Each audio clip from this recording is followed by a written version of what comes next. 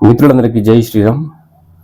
శ్రీమద్ భాగవతం వేదముల నేడు కల్పవృక్షమునకు పండి రాలిన కమ్మని పండు, వైకుంఠమునకే పరిమితమైన దానిని దేవర్షి నారదుడు తెచ్చి వ్యాసమునీంద్రునకు ఇచ్చెను.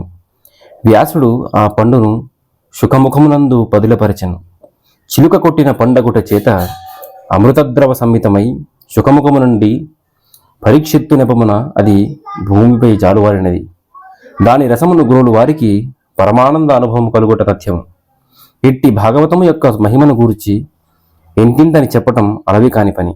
కారణం, ఇది సాక్షాత్తు భగవత్ స్వరూపమైనది కనుకనే ఇది ఒక మోక్షశాస్త్రముగా, భక్తి శాస్త్రముగా, తత్వశాస్త్రముగా, ధర్మశాస్త్రముగా ప్రశస్తి పొందినది. సమస్త వేద వేదాంతముల సమగ్ర సమన్వయ స్వరూపమే శ్రీమద్ భాగవతము అని నిర్ద్వంద్వముగా పేర్కొనబడినది.